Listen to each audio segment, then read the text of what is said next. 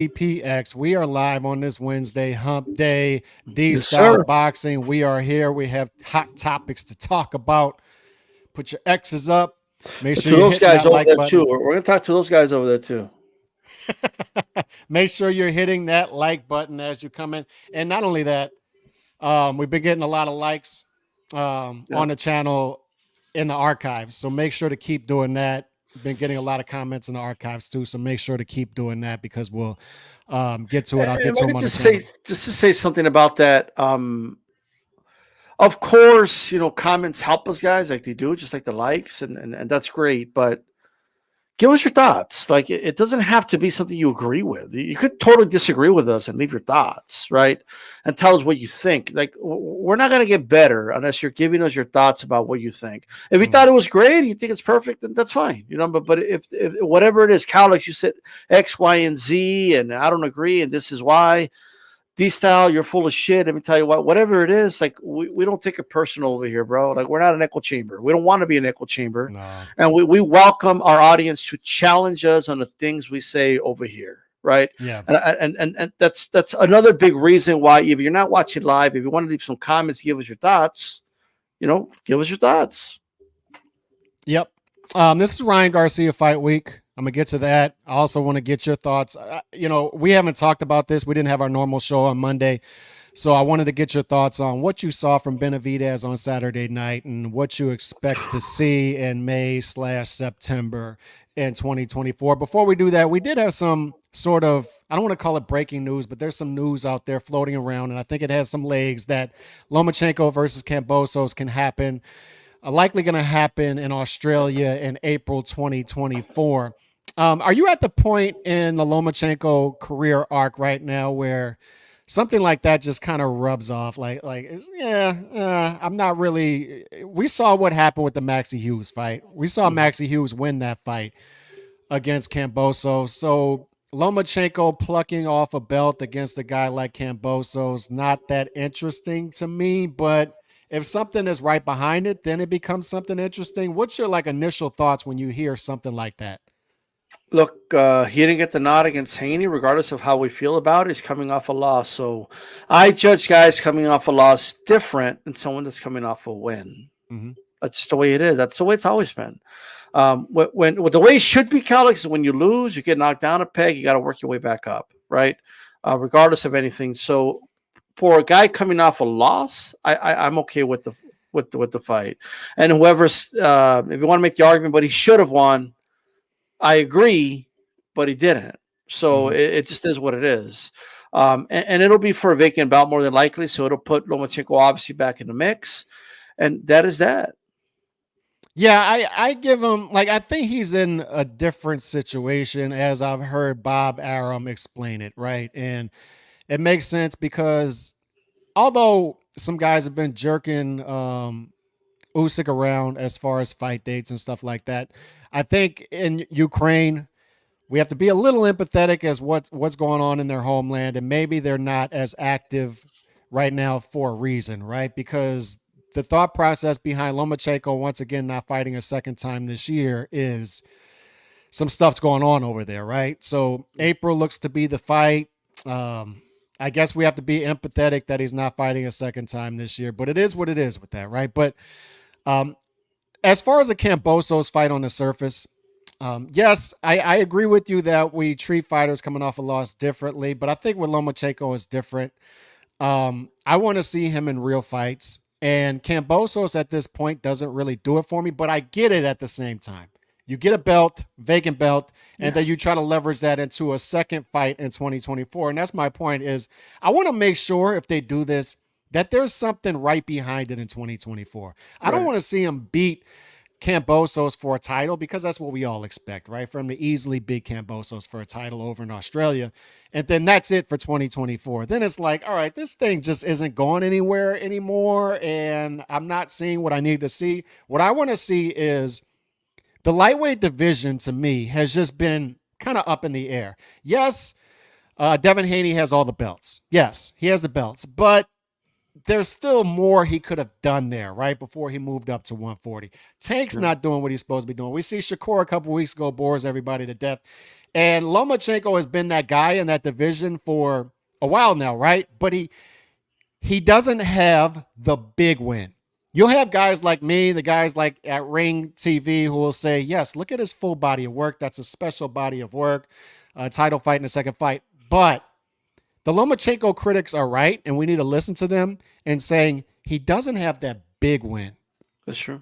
He doesn't have the big win at He 135. has a lot of good wins and collected a lot of good wins. I don't put much stock in his amount of fights because he just the only difference between Lomachenko and a lot of other guys, he didn't pad his first 15 fights with a bunch of no hopers. That's the only difference, right? Mm-hmm. He kind of just skipped that process altogether and went straight to the Solito in the second damn pro fight. You know what I mean?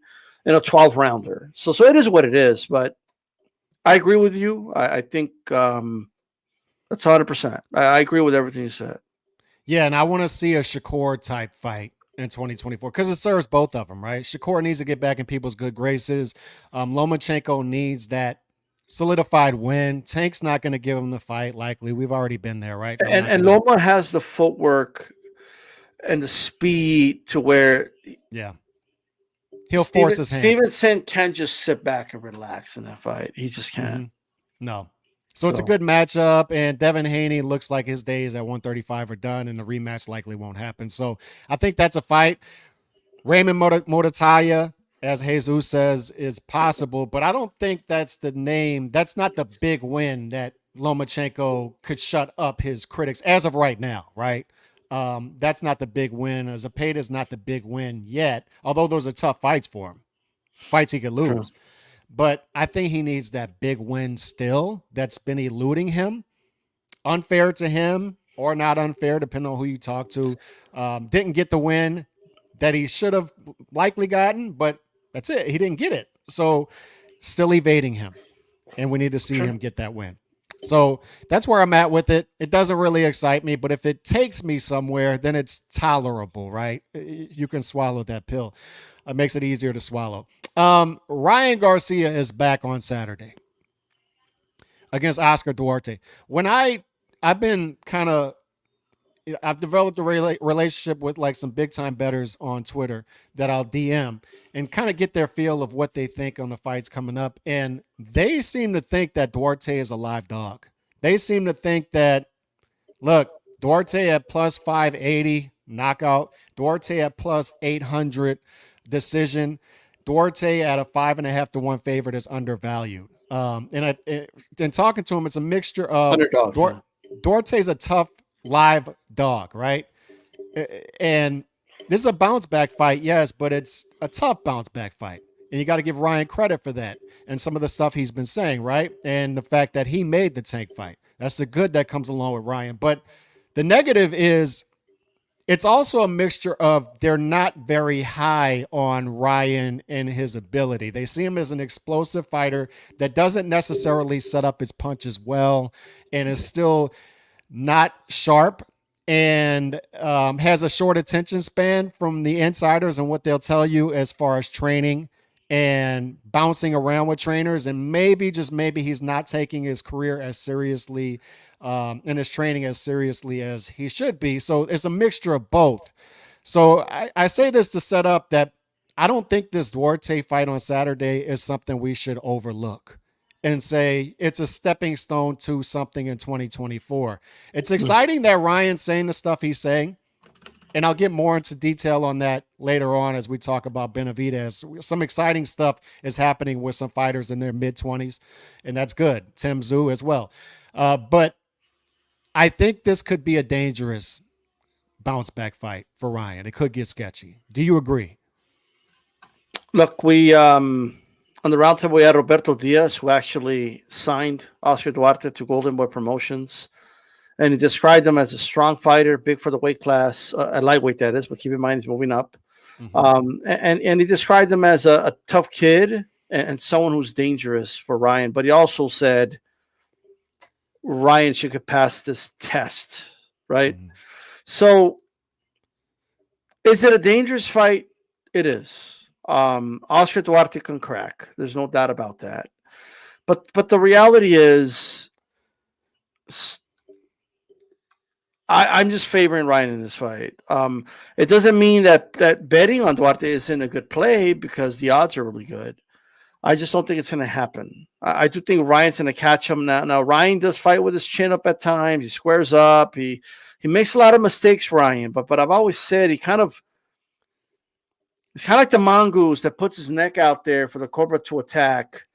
And what does the mongoose do? Well, since I know you're attacking my neck, okay, I'm gonna counter you and grab you or bite you, whatever the mongoose does to the cobra, and that's what Ryan does. Like he kind of fights his chin up, and that's not gonna work against fucking Tank Davis. But could it work against Oscar Duarte? I mean, it's dangerous to try it, but it might. Um, Ryan Garcia is very, very, very fast.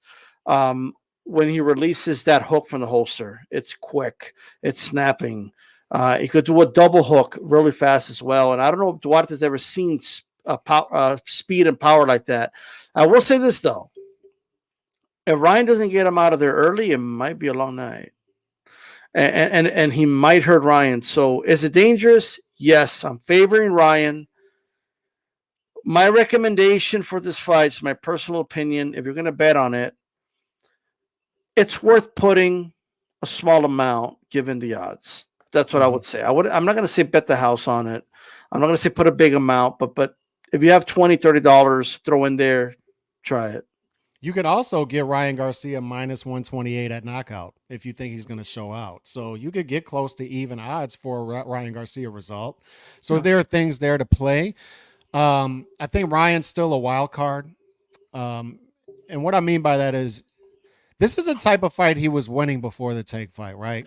Guys coming up from 135 that he was fighting at 140, like the Tagu type of fight. And what was the one right before the Tank fight? I forget, or the comeback fight. Fortuna. Guys like that. And this is a similar opponent, right? A guy that he should be able to beat.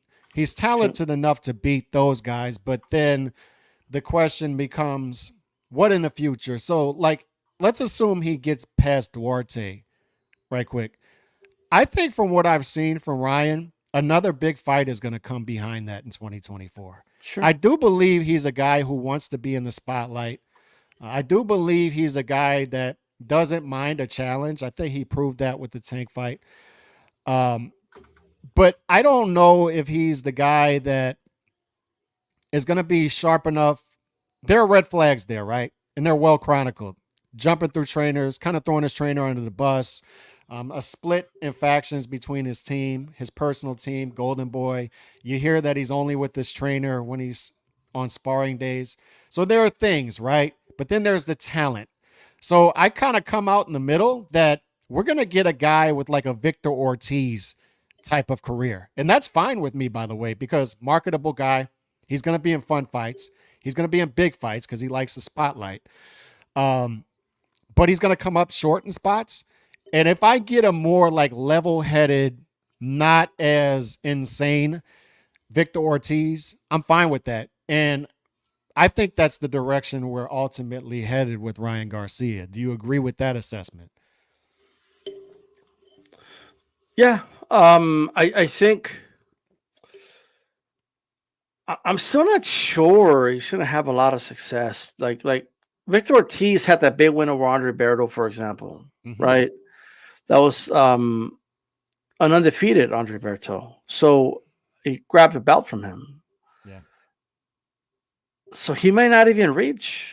I think he could get a belt. Success. He could get a belt for sure. Anybody could get a belt, Calix. But I'm saying, Yeah, can he beat a decent champion for the belt? Like is he going to be able to do that?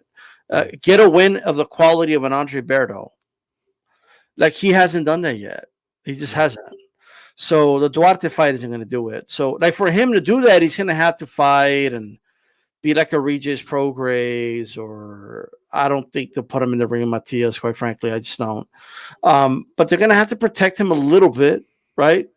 And do the right fight. I hope it's a Teofimo Lopez fight, but I'm going to tell you right now, Calix, if he fights Teofimo Lopez, he's going to get embarrassed in that fight. I think Teofimo's going to beat him up in that fight. And I don't know where his head's going to be. His headspace going to be after that. I just don't. 140 is tough, man. 140 is tough. I applaud him for going for it, right? I believe him when he says he wants the big fights, but I, I hope he wins. Those fights. I mean, he would Mhm. be a huge name for boxing, a huge draw. I just don't think he could beat a lot of those guys. I just don't. And this is why I bring up Victor Ortiz, because I'm looking at his resume here. Victor Ortiz was a guy that, beat guys like Arnudis coming up, and then Maidana, obviously that fight happened. And then he beats, an older Nate Campbell, Vivian Harris, majority decision against guys like Devin Alexander, Lamont Peterson, beats an Andre Berto. So he has that win, right? But then there's Mayweather. Then there's Josecito Lopez. Then there's Luis That was the Collazo. downfall. Yeah. And some of these are ugly losses. The rematch against Andre Berto, Like some of these his are loss to knockout losses. Maidana, like look, his loss to Maidana, even though he lost, like it Yeah. aged well. Hmm. Like it went from he lost his nobody knows to all of a sudden like wow, I mean it was Maidana, like like, and it was a hell of a fight by the way. Ryan has yet to be like Victor was in fight of the year candidates, bro. Yeah, no. Like like Ryan has not done that. So like we know Ryan, like he has the ability to. Some of his knockouts are just amazing to watch, right? You got to slow down sometimes the film to see the hook land, and dudes are just out with their eyes open, glassy eyed.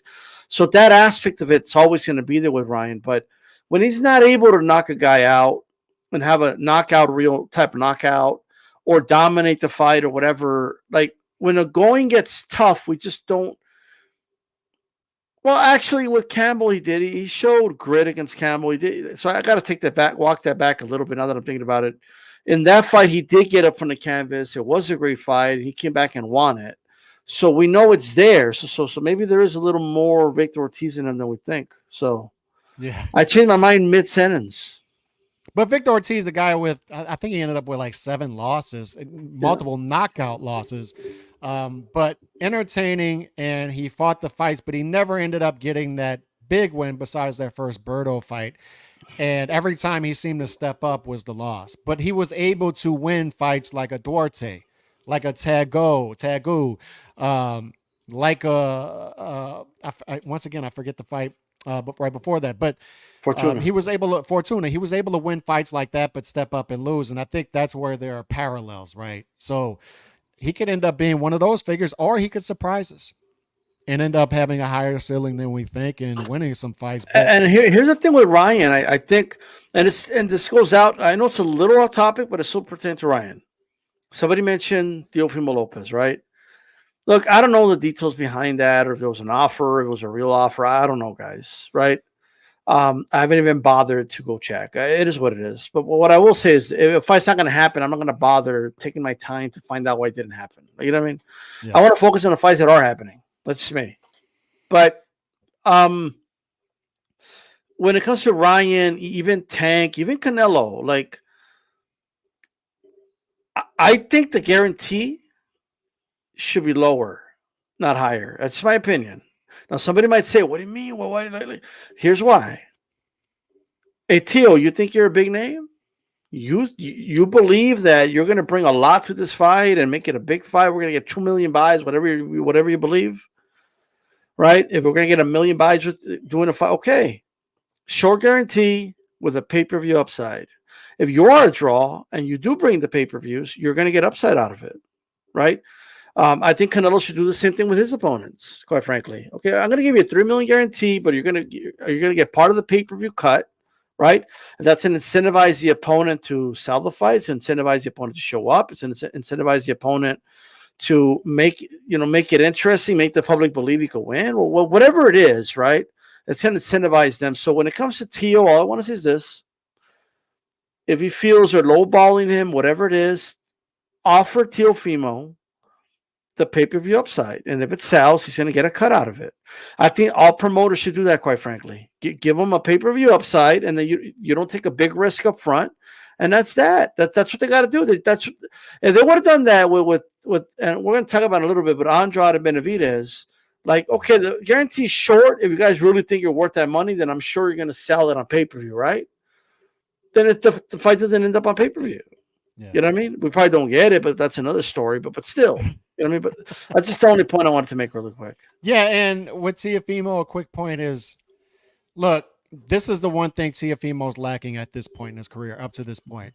For if we're being unbiased about this, um, up to this point, we know that Tiafimo fights to the level of his competition. He'll fight down to his level of competition. He'll look bad against the Kambosos, look average against Sandor, right? And then he'll come out against Lomachenko and a Josh Taylor and just show out. And you say, man, that's one of the best five fighters in the world, right? That guy is one of the that's clearly a pound for pound guy. What he hasn't shown up to this point is after a big win, he sort of just goes into a lull, right? He starts to say crazy stuff. He starts to demand the world, the moon, and the stars. And then his promoters will look at him and his managers and say, what is this? What is this? Like, what? Let's fight. Let's fight. So that's what we want to see from Tiafimo is strike while the iron's hot. That's what Glenn Jennings said last night, right? He's like, he tells his fighters, if we get a win, and people are impressed, we got to fight again soon. We got to stay in people's faces. We got to stay aggressive. And I think that's what Tiafimo's missing. And I think that's the disconnect with the market because what do we have with Tiafimo? We have an exciting fighter. We clearly have a pound for pound fighter. But what we don't have is a guy with a clear and concise direction. We'll talk about that with Benavidez in a minute because that's what we have with him now is a clear direction that he's headed in. We don't have that with Tiafimo. When Tiafimo gets a win, he says, I want $100 million in my next fight. I want to fight in the sphere. I'm turning down this because I'm not, and it's a turnoff, right? We want to It see is. movement. That is a product, Alex, of um, he's looking at a lot of his peers get a lot of money, and he's saying to himself, I'm better than them. I've done more than them. I've accomplished more than them. Well, why can't I get that money? That's what that's a product of, and that's why promoters. It's when you overpay fighters, you're not just affecting like what's going to happen with that fighter, right? Now, and then when you want them to step up, they're going to want even more money, right? If you're already incentivizing them to fight nobodies, right? Yeah. But you're also impacting the market. You're impacting how other fighters act around. If you reward inactivity, right? If you reward guys with big paydays, um, without them having to earn it, without them having to show it, like then you are disrupting the market, and the market affects us as fans because we get inactivity, we get guys that don't want to take certain challenges, we get guys acting like divas, we get an attitude of, well, that's I'm too big for that. Well, why am I gonna go fight fucking the fucking Puerto Rican assassin over there? Okay, who's knocking everybody out, and I'm gonna make a little bit of money. Fuck that shit. I want to fight Ryan Garcia. I want $10 million. Or just an example. Like Yeah. I think that's the attitude we're getting. Glenn Jennings, speaking of him, he did say that in America, he feels a lot of American fighters. He did single out American fighters when he said this. They have a theory of getting the big mega fight, which is that big $10 million payday. Okay, being nice and giving these guys paydays on the surface does look like, oh, good for you, you got the bag and whatever. But here's the problem. Caleb Plant, look how entitled he was acting in the negotiations with Canelo. He was being offered 10 million up front. They were still playing hardball, bro. Mm-hmm. What are we doing, bro? You were offered 10 million. Like what are we doing? No, like what you got to do is start offering these guys less money, right? And with a pay-per-view upside, that's what needs to happen. Teofimo thinks he's a big star. Put him on pay-per-view. Tell them you're not going to get as big of a guarantee because you're pay-per-view now. You're going to bring in the buys and the money, and that's it. That's what they got to start doing with these guys. All right. Now I understand, Alex. There's bells ringing in your head right now. More pay-per-views. Well, what is this guy talking about? But I don't want to see more pay-per-views. I don't. But it might be the only way to stop it, quite frankly. Until they're humbled and they see, like, man, you didn't sell shit, bro. You actually got less than what your guarantee was to fight on network TV. Until that starts happening, we're gonna keep having this problem. Yeah. Um, Super chat real quick. The boxing fan 199 super chat. Appreciate that. Did you guys see David talk to Mauricio yesterday? I did see a clip about that, and this kind of is a perfect segue because you and I have talked about this off air. David is now there. I think he's a fighter who gets it, and I want to preface it with this. Um, I don't want to be one of those channels that's doom and gloom. I see a lot of guys our age and older who have YouTube channels, and a lot of them come off as the guy on the porch yelling at the skateboarders, right? Right. Just like overly critical, and we do that too. Like I've highlighted the negatives, the lack of activity. We talked to Glenn Jennings about that yesterday, right? The lack of activity. We still Sure. need to attack that. There are things foundationally we need to attack. However, there are exciting things going into 2024. I want to Yeah. see what happens with the platforms. It could be an interesting reset. And also, we're seeing fighters around the same age, right? Tim Tszyu, David Benavidez now. Ryan Garcia could possibly end up being one of these guys that fights the fight, even though I don't think his ceiling's as high as those guys, but he could fight the fights. I think we see guys who are getting it a little bit, are understanding market value and where they need to go. And when I watch David Benavidez and how he's moved recently, things he said before the fight, how he fought the fight, despite what we think about Boo Boo Andre, um, how he fought the fight, how he looked, how he performed, and then specifically what he did after the fight. Contrasted to what Caleb Plant did on his fight in Fox in 2020, where they asked him about Canelo. He says, I need to go talk to Al Heyman, right? David Mhm. Benavidez seems to be a guy taking control of his career, saying, no, I'm going to listen to the market. Y'all want me to fight the fights? I'm going to fight the fights. I'm going to mow these guys down. I'm going to perform well. And then on top of that, some of the criticisms we've had, right, is go talk to the WBC, force their hand. They're doing all of that now. So I'll be damned. I'm not going to speak for you. I'll speak for myself. I'll be damned if I move the goalposts. This now has me intrigued. I'm seeing all the right things now. I'm there now, right? And I haven't talked to you on air about, I haven't talked to you off air about how you thought David Benavidez looked on Saturday. So let's start there. Like, how did you think he looked? David Benavidez looked like the nickname that Mike Tyson gave him. He looked like a Mexican monster. He went in there. I liked the fact that it was patient in the first round. He didn't just go head hunting right away. A lot of people gave Andrade the first round. I thought it was close, but after that, you just see like this, like freight train gaining momentum, right? And it's the wheels are turning, jump, jump, jump, jump, jump, jump, jump, jump, like round after round, and then once the train started gaining momentum, like Andrade couldn't stop it. Like he just couldn't stop that train. There's nothing he could do.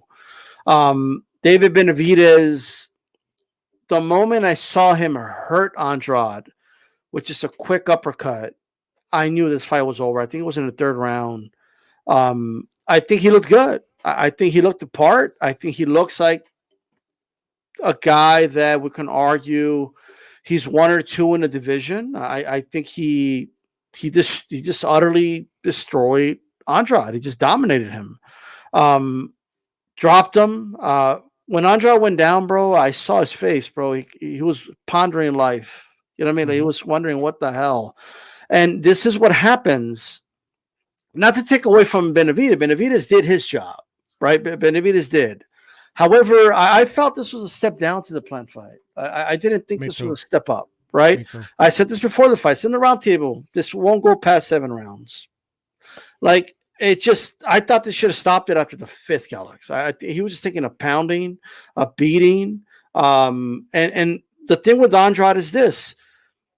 We've been talking about for years, especially you. You would talk about the odds of how much of a favorite he was in all his fights. Mm-hmm. And it was mind boggling. He was a plus or minus, that is, like 2,400, minus 1,200, minus this, minus. It was crazy how big of a favorite this guy was. Fight after fight after fight. Why does that matter? It matters because you're not sharpening your tools. Yeah. Steel sharpens steel. Iron sharpens iron. Period.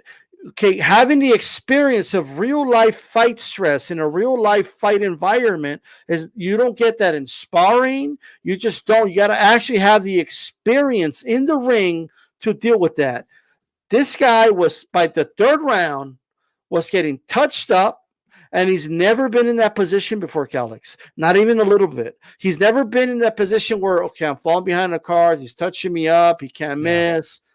What now? He doesn't know what to do. And I think that fight stress environment was too much for him, that the kitchen was too hot in that moment. And the fight train, it didn't even reach full momentum in that fight. It just didn't. Benavidez still had more gears that he could have gone to, and he didn't have to, right? And this was an utter destruction. And it's, to be honest, it's what I expected. I was shocked, Callis, when I saw the odds and I got Right. plus money on Benavidez by stoppage. You told me that too. You said he's going to run through this guy. You told I me. couldn't believe it, and I bet Matias and Benavidez by stoppage. The Matias one was, I felt it was dangerous going in, but then by round 2, I was like, oh, I should have knocked this guy out. It was crazy, bro. I was like, oh, this is over. Like, and I got a plus 390 out of it. So with those 2 stoppages. Well played. So there you go. You know what I mean? And there you go. But yeah, I thought he was gonna run him over, bro. He just doesn't have the power. He is an underside. Like, maybe he probably has a frame to fight at 168, but he's not used to fighting at 168. Definitely not. This was the biggest fighter he ever fought, the hardest puncher he ever fought, and the best fighter he ever fought. You don't want to fight all those 3 categories all at once, bro. That is a recipe for disaster. Mark my words. Whenever a dude is going into a fight and he's never been tested, and he's going to go in there against the hardest puncher he ever fought, the best fighter he ever fought, all right? The combination of those things, you bet knockout, because that's going to happen. Okay? I'm just saying. Fair point. Let me get to the super chats and these comments. Edwin Castillo, $2 super chat. Got to say the Minstrel Monsters days are numbered. And this is the thing, and I've said this before, particularly when Edwin comments, is I understand the sentiment, because there are people out there who are hard to please, and I can't blame them. I think they're valid in their thoughts, that I don't trust you yet because you've given us 8 years of a certain thing. 2 fights doesn't cancel that out, right? I get that. So, look, I don't think these comments are out of pocket, to be honest. Remy says David was guaranteed like 2 million. Hope he's no diva. So you still have people like on the fence, right? Are still critical. And I think it's fair when you get a certain thing for a while. The boxing fan, once again, 49 super chat. Appreciate this. Mauricio asked him, would you be willing to take that fight in September? He said yes. Mauricio said he talked to both teams. I think we get September. And that's what I've been saying from the beginning, right? Is I think Benavidez from the beginning has been on the back end of this 3-fight deal. I think it's always been September. I think as a market, we need to call for this fight in May. I think that's what we need to do. But realistically speaking, I think it's been September 2024 the whole time. And there are criticisms of Benavidez that are still valid, and they come up in these super chats, right? Is willingness to talk to Mauricio Suleiman and not be as aggressive, right?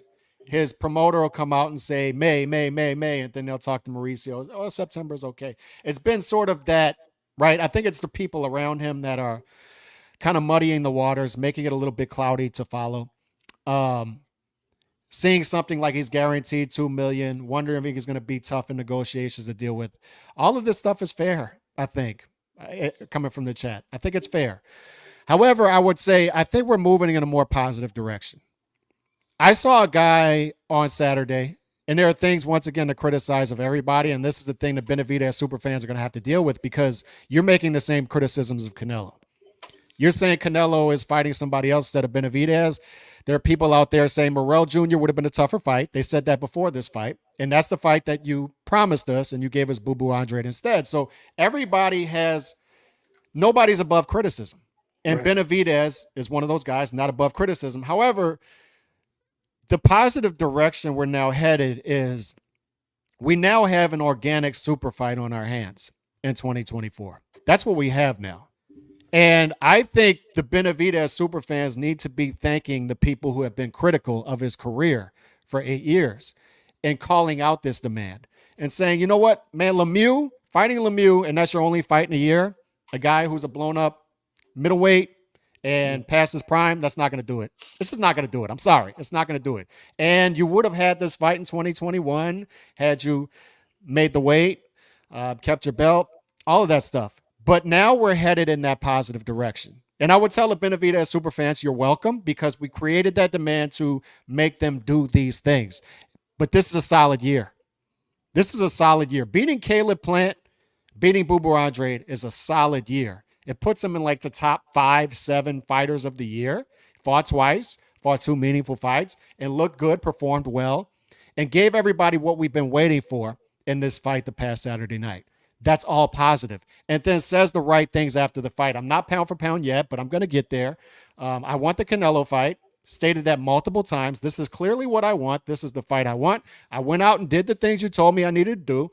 Now it's time to do the fight. This stuff is all fair and it's all positive from a 26-year-old dude who looks the part. And I love that stylistic matchup. Everything about that possible matchup. And we're going to get it. We'll talk about more about that in a minute. But I don't know if we're on the same page with everything I just said. I'll give you a chance to respond to that.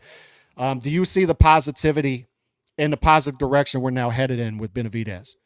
Yeah, look, I've always felt, it's my opinion, the criticisms towards David were a little harsh.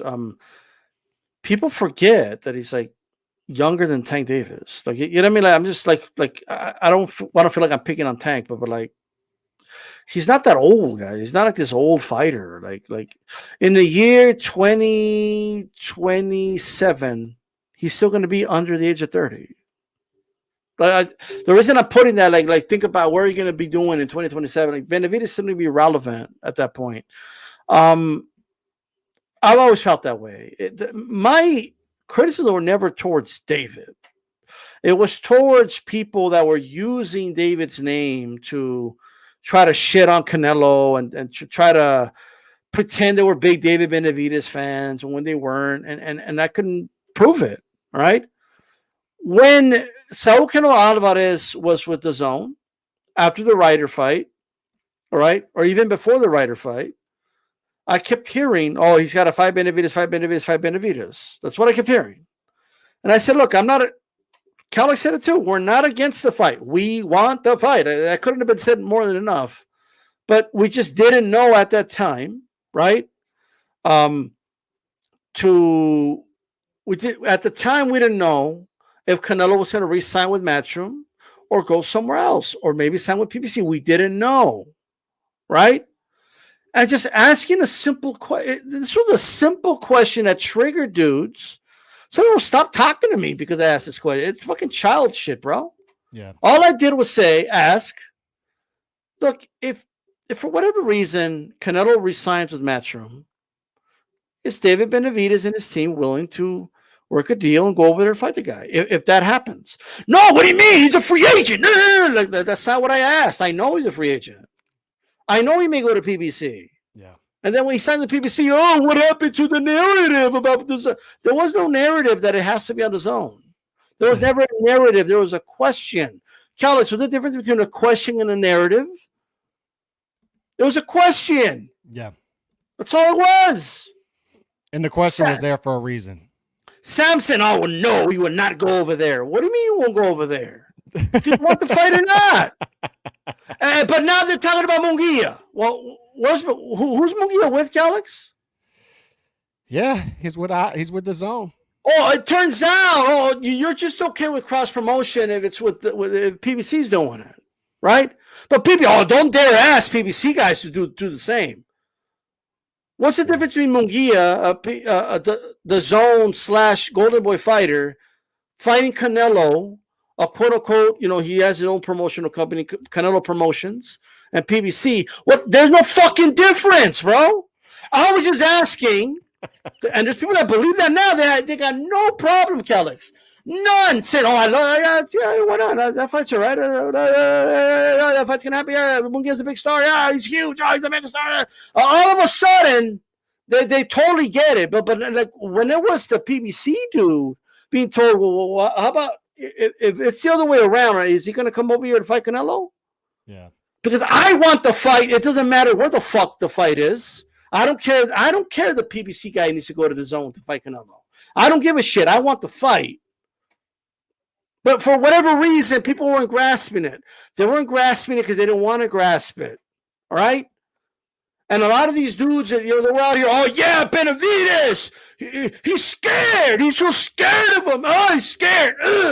He's scared. Yeah. Like, you know what I mean? What happened? He signs with PBC. They forgot about Benavidez. Yeah. He signed with PBC. Oh, it's great that he's with PBC. Yeah. Well, why do you guys care about which promotional company? But he's with PBC. He's with PBC. Oh, the Charlo. I love the Charlo fight. Oh, I love that fight. Oh, well, yeah. Like, what are we doing? I thought you wanted the Benavidez fight. I thought you didn't want roadblocks. I thought you wanted the fight. You don't want to hear anybody say anything about anybody else. You don't want to hear Morale. Don't you dare say Morale. You see those guys talking about Morale fighting them?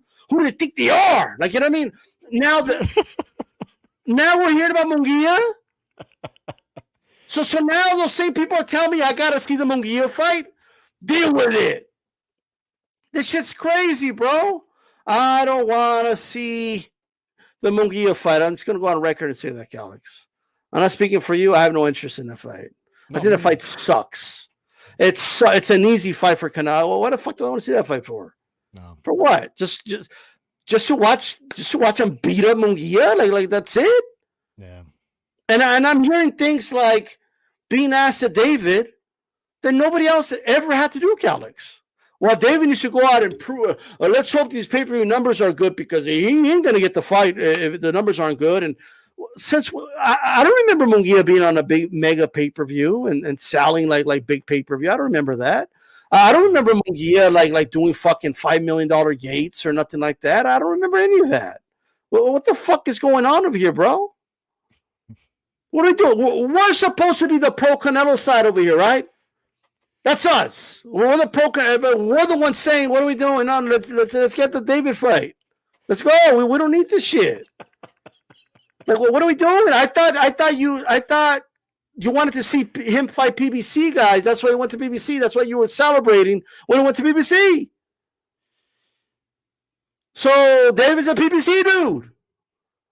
Like, I'm just saying. Now, granted, I will agree with the following. Okay, if we know he's going to fight David in September, I'm still not going to like the Munguia fight if it happens in May. But I'll live with it because I'm getting I don't like the pit stop, but I know the final destination. Mm-hmm. So I'm okay with it. Okay. So fine. Let's go to the pit stop. Let's take a piss, whatever. And let's move on. He's going to piss all over Munguia, bro. That's not a competitive fight if it at happens. All. We don't know if this is true. We don't know either, but all I'm saying is that if it happens. If it happens. So shout out Remy, $2 super chat. I'm more hype for Canelo David after that video. I'm assuming the WBC Suleiman video. And I think they're all going to get on the same page. And I think they're all already getting on the same page. That's just my sense of it, that they're all on the same page. And there's going to be some public back and forth, but everybody who's in the know, who needs to be in the know, is in the know and on the same page already. That's just the feeling that I get. But I want to push back on something you said, though, because yes, 26, young, still ways to go. But as Liza said in the chat, he still could have become undisputed at 26.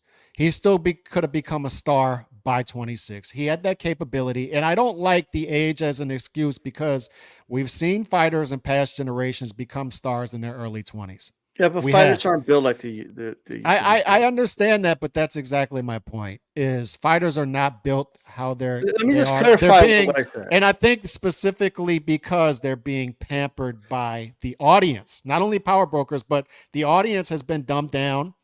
And I don't want to point you out specifically. It's not what I'm saying, but I think people have been conditioned to say things. But he's only 26. I think he's had enough time. Let me clarify. I think he's had enough time. Let me just clarify what I'm saying.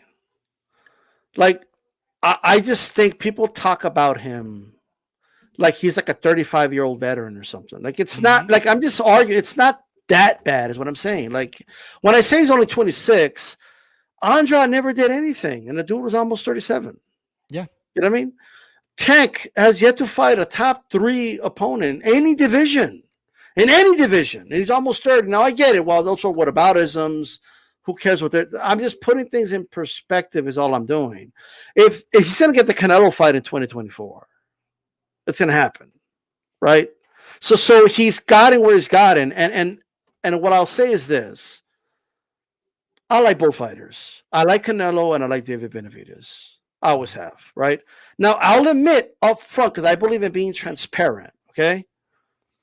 And it's not going to shock anybody when I say this, but I'm a bigger fan of Canelo, right? Because I've been watching him a lot longer. I've been watching Canelo since he was a teenager fighting in Mexico, right? I've been following his career a long time. So make no mistake about it. Once the drums of war start, once this fight's official, I'm going to be talking shit. It is what it is. You know what I mean? Because I like to have fun with the sport. Okay. But it doesn't mean I dislike David. It doesn't mean I do believe he is a dangerous fight. And I do believe that the fight would sell. I think it's a big fight. I think he's the right opponent. And I'm not going to move the goalposts like you mentioned earlier. Look, everything I've been asking fighters to do, he's done it. So 2 years ago, I was saying, I did a video on it and I said, everybody's just waiting around. They don't want to do anything. And they want Canelo to do everything. And I made the analogy of, imagine if LeBron James had to face every single team to become NBA champion, right? And they didn't have to face anybody else. They just have to wait on LeBron. Well, that's not the way it works, right? So I wanted David, not just David, fighters in general, to step up, start fighting each other, right? And I think, while I agree that, and I understand that the planned fight happened too late. Agreed. However, it still happened, right? And he followed it up with a guy that was more perception than reality when it comes to Andrade. We're quite honest, right? Mm-hmm. But nonetheless, the perception was there, and he did the fight, and it is what it is, right? Yeah.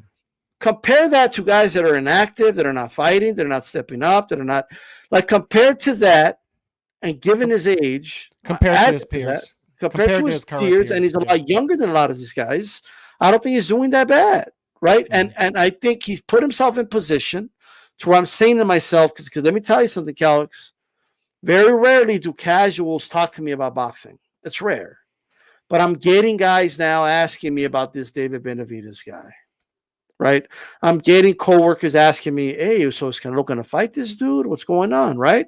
Yo, so I mean, like, my sister's like, well, she don't like the dad, but it's a different story. But she's asking me, so is Canelo going to fight him? Because I want the dad to shut up, and like I'm getting people asking me about it, and there is people whether perception is a powerful thing, Alex, and there's a perception out there by a segment of fans and even pundits that Canelo is worried about this guy and doesn't want to fight this guy. I don't agree with that. I don't think that's reality. But it is a perception, right?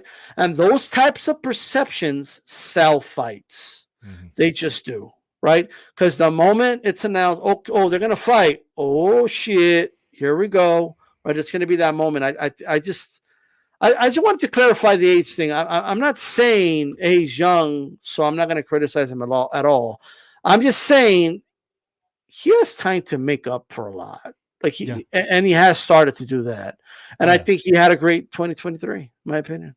Yeah. Nando Yamas, $4.99 super chat. All of this diminishing of any potential opponents other than Benavidez is reminiscent of the GGG hype. Even Cotto was getting run down at the time. Now, I'm not into making the same mistake twice.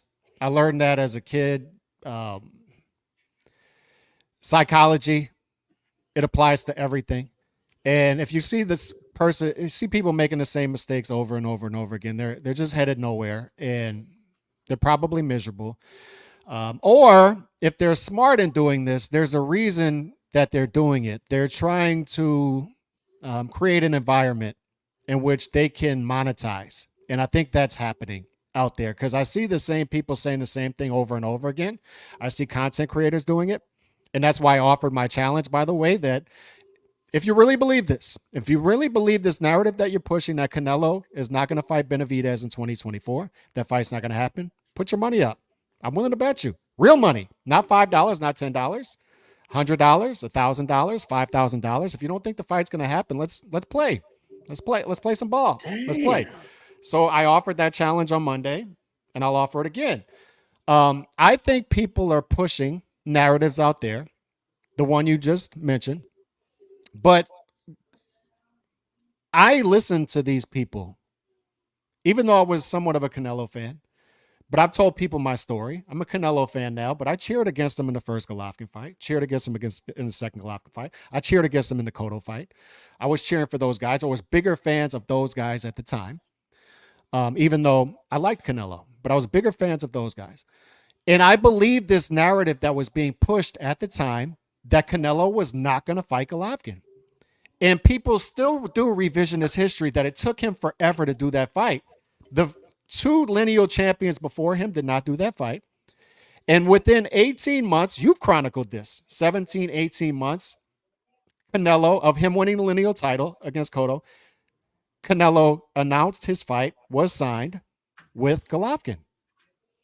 That's the truth. And you have fighters now, compared to his current peers, you have fighters now not fighting for 13 months, 15 months, 17 months in between fights. Big name fighters, titleists. And this is where we go when we say, it's what we mean when we say you're holding Canelo to higher standards, right? Because look at this comparison right here. Contrast this. When Benavidez's promoter comes out earlier in the year and says, we marinated the Plant fight for 5 years, nobody seemed to blink, right? Mm-hmm. But what's the difference between May and September? It's 4 months. Those same people will have a big problem with 4 months. 4 months, not 5 years, 4 months, May or September. You and I would rather the fight in May. Just get to it. We don't have any tolerance for marination at all, even if it's 4 months, but it's 4 months. What's the difference? 4 months, 5 years, you're going to get your fight. And you're going to get your fight within, unless they play hardball again like they did with the Plant fight, which I don't think they will, you're going to get your fight within the next 9-10 months. That's the good news. And everybody in this equation now, I think, is getting on the same page. And the narrative being pushed that Canelo is scared to death of Benavidez, Canelo's fans don't want this fight. And first of all, you put out this challenge before. You said, pick one. Let's do an exercise. Pick one and stick with it. Don't give me a list of 10 names, because look at where we're at now. You've got dudes accusing Canelo of ducking everybody from welterweight to cruiserweight now. It's just, it's absurd. Yeah. And when I see dudes 2 weeks ago accusing Canelo of ducking Bud Crawford, and Canelo's fans of ducking Bud Crawford by not wanting that, and then now they're on the Benavidez, pick one. At least have the decency to pick one and stick with it. Okay, so pick one, number one. All right, but the other part of this is I go on Instagram and I look at what's Canelo's reaction to this is. And during the Benavidez fight, he's at an F1 race in another country. And then I see him posting a pic of him in like all pink on the golf course. He's like on a par 3, 170 with a 7-iron. And he's playing golf. And I don't think that's by accident that he's posting this stuff, by the way. I think he's signaling to the world, I'm not concerned at all. And once again, psychology. If you look at a person's, I'm a big believer in action, not words. Glenn Jennings talked about this last night. I'm tired of seeing fighters fight on Twitter. I'm tired of seeing them fight on Instagram. Fight. Get in the ring. We're not waiting for anybody. We're fighting the fights. I'm a big believer in action. And that's why I became a fan of Canelo over time. It's not that I have any kind of connection to Canelo at all. I'm not Mexican. I'm not out there looking for ginger dudes riding white horses on the beach wearing tight golf clothes. It's not what I got. It's not what I would do. Roll out of bed and do. He's giving me the fights. And I already learned this lesson with Golovkin. You told me he wasn't going to fight Golovkin. Then he fights Golovkin. Then he fights Golovkin. Then he fights Golovkin. So why in the hell am I going to listen to you 5 years later when you tell me that this dude isn't going to fight Benavidez? Why in the hell would I make that mistake again? You already burnt me once. I'm not doing this again. So I already know where this is headed. I already know not to believe these narratives that, oh my God, oh my God. You remember that? I know you watch movies. You ever seen Troy with Brad Pitt? Yeah.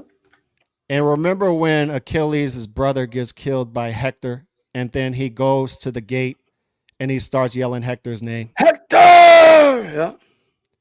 Remember that? And it's an important scene and it's a great scene. It's why I love that movie. It's one of the greatest scenes I've ever seen. And Hector is there, and Hector knows he's got to answer that call. He knows it's a challenge, right? He knows what it could lead to, but he knows it's a challenge. But it's in his DNA to answer that call. You don't have to worry about it. Everybody watching the movie knows, and all the men are there, and they're saying, I don't want you to go down there, but I know you're going to do it. And I know you have to as a man. It's in our DNA to answer that call. The women up there, they're saying something Yeah, different. but they think Canelo is Paris. You know, when he's getting Yes. beat up and he's like he's running to the leg of like they think that's Canelo, bro. Or they're pretending that that's Canelo for Yeah. clicks, right? But in reality, everything in our track record tells us that that challenge right there is happening right now. You got the Yeah. young lion down there. He wants the crown. Although that's not what was playing out there, but he wants a crown. He wants a title. And do people really expect Canelo to say, But it was what it wasn't. Here's the key thing about that movie. And even like the Iliad, if you ever read it, but yeah, look, it was a challenge. Like if another random dude killed his cousin, right? yeah, He's not going to show up in a chariot yelling that dude's name like at the gates. yep, It's that he knew it was Hector, mm-hmm, and while he did hurt for his cousin, he did like I'm sure. There's a certain line he uses that he says to Hector, and he says, like, when I kill you, I'm gonna take your eyeballs out, I'm gonna take your tongue out, you're gonna be blind, yeah, deaf, and stupid, right? And you're gonna be wandering the underworld, and everyone's gonna point at you, and they're gonna say, there's Hector, the fool that thought he beat Achilles. Like the fact that he thought he defeated Achilles in a sword fight annoyed him, and he needed to prove to him that no, we're not going to spread rumors out here that you beat Achilles and killed him. That ain't going to happen. We're going to do it right here. We're going to do it in front of your family. We're going to have an audience, and I'm telling you what I'm going to do, right? mm-hmm, And that's why when he tripped over the rock, he said, "Get up! I'm not going to let that rock take my glory." And yeah, I do think in this case, Canelo's going to take this fight because yes, business matters. Yes, there's a lot of money in the line, but look, Canelo's already a multi-millionaire. He's already got stupid money. He's making $1 million a month off his gas station. Like this guy has a lot of stupid money, yet he's still in the gym. He loves to do what he does. He's a competitor. That's what he is. Remember when the Breakfast Club asked him that? He's like, "Do you love golf as much as boxing?" And you saw the expression in his face right away. No, boxing is life. Golf is golf. Boxing is life. I can't, I can't envision my life without boxing. That's what he says. And he's in the gym on Monday after the fight. So it's baffling to me because I see we know the grifters, right? The grifters are the grifters. But Yeah. when you see intelligent people saying stuff like Benavidez may have looked too good, I think what Canelo is on the golf course and he's unbothered. And he's going to answer this call because in his DNA, because when I look at his resume, I don't see anything to the contrary that he would stop short because the WBC belt is just a WBC belt, right? Like it's Mauricio Suleiman, whatever, but it's symbolic of a crown. If he gives it up, then that's him bending the knee to the young lion. That's him not going down to the gate to fight. And why would we think, based off of the track record that we have, the resume that we have in place, that he would not take that challenge? Specifically when stylistically, when you look at Benavidez, there are things there for Canelo to take advantage of.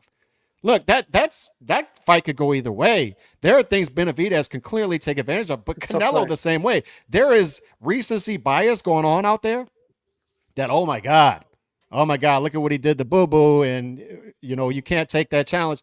But there are things there, high guard, not a counter puncher, There are things there. The body is open. There are things there Canelo can take advantage of. So I don't think Canelo, there's nothing to suggest that Canelo is on the golf course or watching this race in Dubai and saying, oh my God, I can't take this challenge. I would rather give up this belt, bend the knee, and give up my crown than get it beat out of. That's not in his DNA. It's It's not going just to not happen. there. He's not that type of fighter, bro. There's people that want him to be that type of fighter. They In would fact, love I they have would a love for theory. that to happen. They I would have a love for that to theory. happen. I have a theory that some of them are hoping. They Oh don't yeah. want the fight, bro. They want Canelo to quote unquote duck so they can really stick it to people. Like, yeah, I told you the guy was a fraud. They're so caught up with trying to prove he's a fraud and he's scared. He doesn't want to take this challenge. They don't want the fight. You know what I mean? Yeah. Yeah. Like they don't want to fucking like, you know what I mean? Somebody just said Andre was Achilles' brother. But here's the thing. But shout out to this.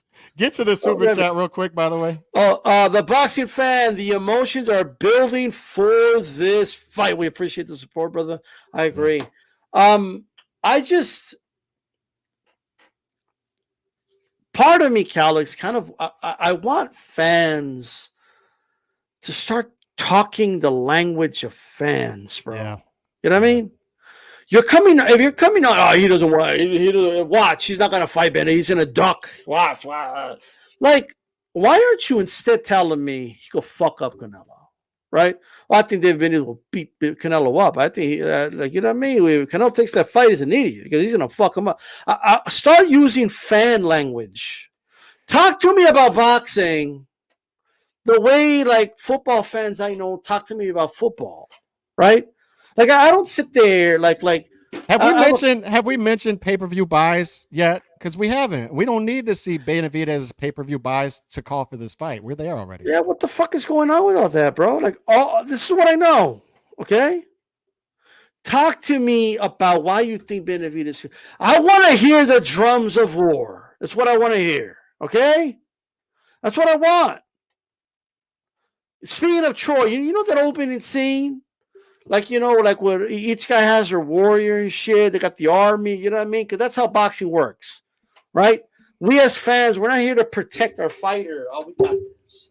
You know what I mean? And get in front of, no. Like, the warrior goes to the front, and we just cheer him on. That's how it works, okay? So all I'm saying, bro, like Benavidez, that dude at the start of Troy, he looks big and scary, and Canelo just chilling over there taking a nap with broads and shit, like Achilles was. You know what I mean? We just need the little boy to go wake him up. You know what I mean? And let's get this shit going. I want to see this fight. That's what I want. I'm a fight fan. I want to talk to me like the way basketball fans talk about basketball. The way MMA fans talk about MMA. MMA fans don't talk about the purses and who's where and who. Like who's a bigger name, and like they talk about the fight, who's going to beat who up, who's going to get who in an armbar, this guy's going to submit this guy. That's what they talk about. Yeah. I want to hear you break down why Benavidez could beat Saul Canelo Alvarez in a fight. That's what I want to start talking about. Talk to me about that, or why you think Canelo's going to win. Okay, and tell me why you like. Don't just tell me Canelo's scared and doesn't want to fight him. Why doesn't he want to fight him? What does he bring to the table? What is it that Benavidez is going to do that Canelo's is running to the hills for? I want to know what it is, and I want to start talking in that manner. Just accusing fighters of ducking, and he's scared, and he's this, and he's that. When you're going to look dumb when the fight gets signed, okay? But they don't. That's the part though, is we keep saying that, but they don't care. Well, it's whatever to me. I mean, shit. Because when I see this is everything that's right about boxing, right? And it takes a real rival to create that environment. And this is what I told the Canelo super fans before the third Golovkin fight: is you need to be careful with detracting from Golovkin, because you're detracting from what I feel is one of the best modern day wins, Canelo's win against Benavidez, right? And by the way, I think this is what's interesting about Canelo versus Benavidez, by the way, is you don't want to detract away from Golovkin. That was a great win. And it takes a great fighter to become like Gallo Estrada with Chocolatito, right? They're both great. They're both legends now. it takes a true rival. It takes a great fighter to become a true rival of an all-time great. I Um, just I agree with everything you're saying, Alex, and you're preaching. Too many boxing fans are talking about boxing and like you bring up the Munguia fight, and it's like, no, that's better because if he wins that fight, it sells a Benavidez fight more, and it's like, why do you care about that? Like, like, you know what I mean? I could see why a manager or like a promoter or like a network might be invested in trying to make the fight bigger for whatever reason. But you, as a fan, you're telling me right now you need Canelo to beat Munguia to hype you up for the Benavidez fight. Like, it doesn't even register to me in my head. It just doesn't. yeah.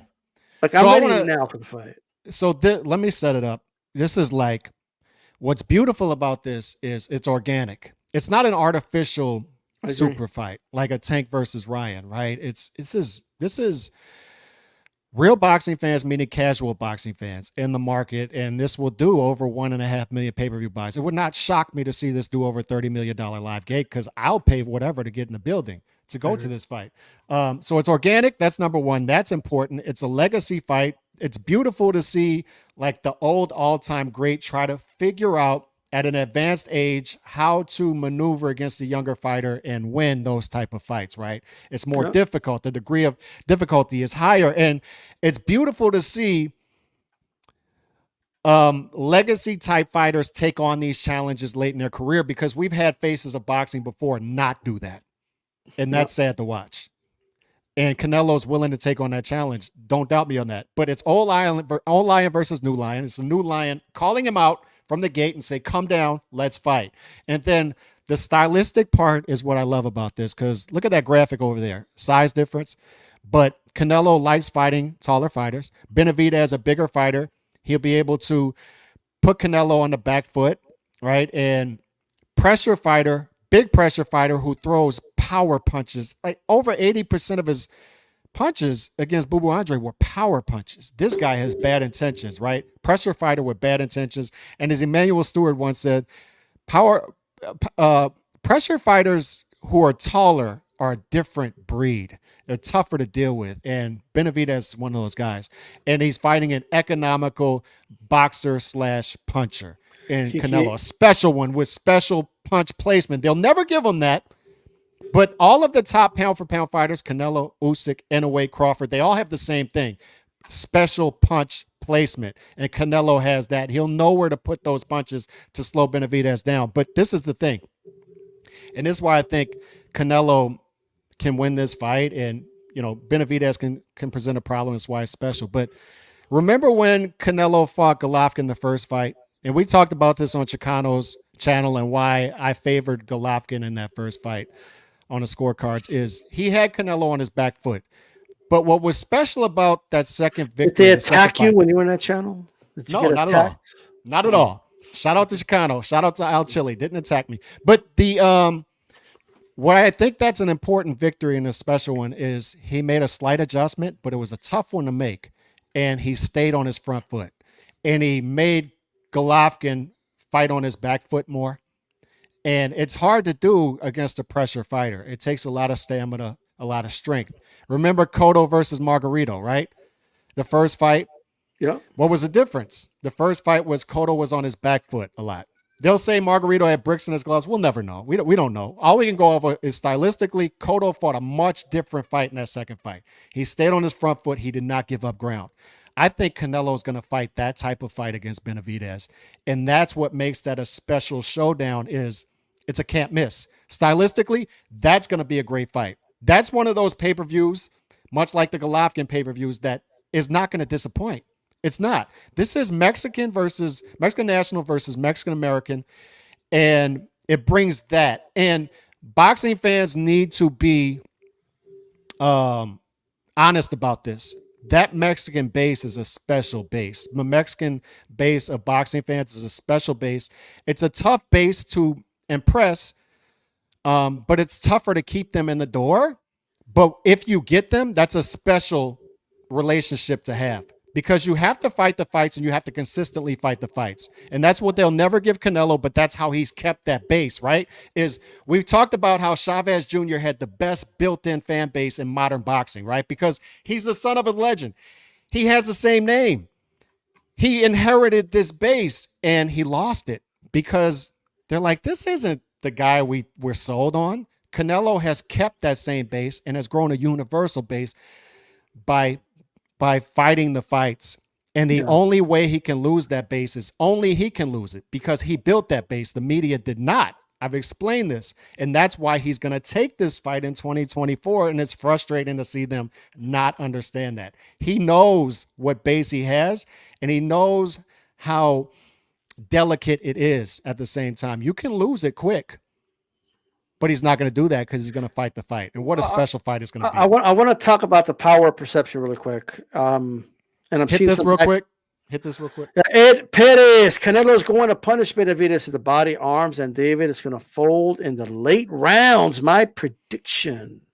Thank you for the support, brother. Much look, the power of perception, and I want to make sure that for some reason people get bent out of shape when fighters get called out for being scared or they're ducking, and that's just part of that. That's always been part of boxing culture, like always. Especially if you're the face, right? Yeah, it is what it is. I wouldn't get bent out of shape about it. It is what it is, but perception is big.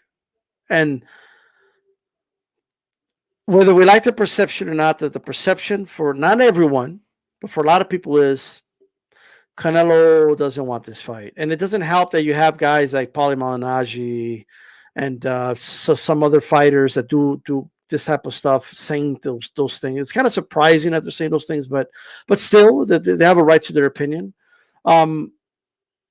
There's a perception for some that Canelo doesn't want this fight. That for whatever reason, he's going to avoid this fight and he's going to go another direction and he could make a lot of money. He has options, and which he does. Mm-hmm. But it doesn't mean that me as a boxing fan that I need to accept those options. It doesn't mean I need to be happy with those options. No one has a right to tell me if I'm happy with something or not. I could complain if I want. Like, fans need to get away from scolding people when they have like a gripe about something. That's their opinion. They have a right to have a gripe. It is what it is. You know what I mean? Mm-hmm. And the perception is this with many Catholics. It's Canelo doesn't want this fight. I have uncles that are questioning if Canelo wants this fight, saying maybe he's too old, maybe he doesn't want it with a young lion. I have coworkers asking me, so is Canelo going to fight him or what? Is it true that Canelo's been ducking him for years? And these questions are being asked, and that just means that the intrigue of the fight is going to increase. It's going to get more interesting. And I do believe, speaking of marination, I think Canelo letting that simmer. I think he's allowing that to be out there, to be put out there, right? Because I think he understands I'm going to fight this dude, so I ain't even worried about it. And he's going to put out clips of him at the race and on the golf course, like I'm unbothered, right? Yeah, like I just think, but I think he's letting it simmer. Mm-hmm. That's what he's doing. You know what I mean? Because look, I do think he needs this fight. I know a lot of people saying he doesn't need it. He's accomplished. He's a Hall of Famer. Like, yeah, I get it. I do. Right. If you want to argue that he should retire because he has nothing else to prove, then just say that. But I do think Canelo needs that big win over a guy that's considered a threat. Right. And this is that guy. And I do think he wins in dramatic fashion. So this is a big fight for him, quite frankly. And I personally would love to see it. If he were to win this fight right here, I think he becomes the greatest. On top of the things he has legacy-wise, we talked about the greatest Mexican fighters of all time, right? Clearly in top 10. I think we both have him like somewhere in the middle of that, right? In the top 10, somewhere in there.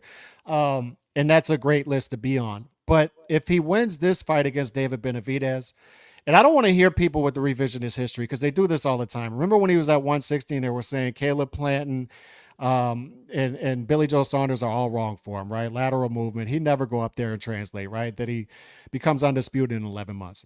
Yes. If he does this on top of becoming undisputed already, from what they built up, look, if perception is going to be reality, let's go with it. I don't want to see you deviate after the fight because I already know what they're going to do. Yeah, but Bud Crawford. Yeah, but Morrell Jr. No, no, no, no, no. This is what we're going to do. We're going to go off of what you're saying then, right? And pick a fighter. You want to pick Benavidez? You want to say he's afraid of Benavidez? Let's go with it. That's the perception, right? So let's keep the perception the same. He's this Mexican monster, right? If he wins this fight, he's the greatest super middleweight of all time. Point blank, period. That's what we're going to go with. If you built him up with this on top of Undisputed, he surpassed Andre Ward. He surpassed Joe Calzaghe if he wins this fight. Sorry, that's what we're going to go with. Could make that argument for sure. Yeah, and that's the argument I will make. Now Remy's saying similar to Chavez Oscar, and I got Canelo, though. I do agree. There's a lot of parallels there for sure. But Oscar was a different animal. I'm just going to say that. But I think it has elements of that, but I think the result is more De La Hoya Vargas. De La Hoya Vargas. De La Hoya Yeah, was the veteran, and yeah, Vargas was a young up and coming guy. So, yeah. That's a well, good he was already a comparison. world champion, but still. Yeah, it's a good comparison to make. Any final thoughts? Look, I'm gonna be very simple, guys. This is the fight. This is the fight I want. Um, and that's as simple as that. I'll put that out there in the universe. I want this fight for what it's worth, and I think most people want this fight. This is the fight people want, and as a boxing fan, I'm excited for it. I ain't even troubled by all the noise. I expect all that. I expect, Canelo's scared. Canelo don't want to fight. Canelo. I'm expecting Samson to come out and say, "You're not an idol unless you fight Benavidez." Like, I'm expecting all that. Like, it is what it is. That's part of the game. That's just boxing. Charges But to the game. yeah. But I want, just don't lose that bass in your voice when the fight becomes official. Is all I'm going to say. Yeah. There you go. I agree with everything you just said. And somebody put in the chat earlier about Tim Tszyu, our interview with Glenn Jennings yesterday. Um, I don't know if they misunderstood what we were doing. They said you didn't look that excited about getting invited. No, we are, and we plan on being in Vegas if this card comes off on March 2nd. We plan on doing face-to-face What are we interviews. supposed to do? Like, start doing jumping jacks? We're We're very supposed. much. Yeah, for those that don't know, look, we were invited as guests for Tim Tszyu's next fight by Glenn Jennings, the manager. I'm honored to do it. It's yeah, like, I don't know what we're supposed to do. Woo! Like, I don't know, but purple. Like, I don't know what I was supposed to do, but anyway, definitely excited and honored, quite frankly, and yeah. Yeah, look forward to some content from that. We'll put out content, obviously, and once that announcement comes, hopefully it comes soon, we'll start making plans. But other than that, I agree with everything you just said, and I would say my excitement for this matchup is bigger than ever. I 100%. Go ahead. Real quick, Chauncey just reminded me, man, Jamal looked like dog shit, bro. I mean, Yeah. you have an undersized dude with one leg. He's dragging his leg. Like, look, Jose doesn't even, like, he's trying, right? And like, he has a fucked up leg, bro. If you looked at him as when he was coming up, like, he would dart in and out, like, without a problem. He can't dart in and out because of the leg. Yeah. He's right there, and you come in overweight, you still can't knock the guy out. He Can't had to stop him. deviate his whole style. If you watch him early on in his career, now he has to fight on high guard, right? And his brother fights high guard too, but he's dragging his Yeah. leg. He's fighting high guard. He has to move in straight lines now. He Yeah. can't jump in and out. He can't do the lateral movement anymore. Just a very much different fighter. But I understand Bud Crawford's special, but he has been stopped by a welterweight. And you got to take into account, look, you have to take everything into account. This guy fought above his natural weight at a catch weight. It was a 10 rounder, so you would like to see him be more aggressive in this fight, being it's 10 instead of 12. And then you have to take on top of that he blew off the weight. This was, everybody's talking about weight bully. This was weight bullying in the flesh. This was a specific example, a modern example, a recent example of weight bullying. This is what it looks like. So if you're doing all that, if you have all of these advantages, then I expect you to look better. And it just wasn't there. It just wasn't there. So, yeah, and Matias looked great to me. So I want to see knockouts. I want to see activity. Benavidez, Matias are giving me that. So they're on my must see list. And this fight now more than ever is organically built. It's a special matchup that's coming in 2024. I 100% expect to get it. I would advise people to, and this is what you and I are going to attempt to do going forward with this topic, is let's stay positive. Let's try to tune out the noise. It's going to be there, and this is part of building a fight, right? Is you're going to have the people out there saying the crazy things that they're saying, but let's get excited for it. I'm going to be there for it. I'm going to be in the building no matter what they charge me. And this is a can't miss fight. And this is what boxing is about right here. Is young lion building organic demand for the title and going after the old lion, the legend in the sport. And this is what we have here, and a great stylistic matchup on top of all that. So I'm here beautiful for stuff. it. Beautiful stuff. I'm here for it. And for those saying, "Oh, you guys don't want the fight," we want the fight. What are you talking about? I Well, don't what are know. you gonna do? What are you gonna do? Canelo loses. So he loses, bro. Like that's fighting. Like, what do you mean? I don't You know, understand. Like, you can say something clearly and concisely and repeat it, and they're like, "No, no, you don't." It's like, you yes, know you what the do. fuck? You know Canelo's gonna do. Like, these dudes, like, what the fuck? Like you said, they're eating crayons, bro. Like, shut up, bro. Like, what if Canelo loses? He loses. Then What do he you mean? loses, and over time still be a fan. And then over time, if David Benavidez keeps doing what he's doing, I'm a fan. Like, I don't understand what this is. Like, why would we not like that Bro, dude? you don't want to fight. Shut up. God damn, bro. Anyway, New age boxing fan. So on that note, we're out. We'll see you around. Round table tomorrow. Where's the round table tomorrow? ringside reporter. Over at Ringside Reporter. So made sure to tune in and check that out. I'll probably be there, right? I'm going to be there. I'll So be I'll there. be there. All right. Y'all, God bless. I'll be there. Anyway, Peace.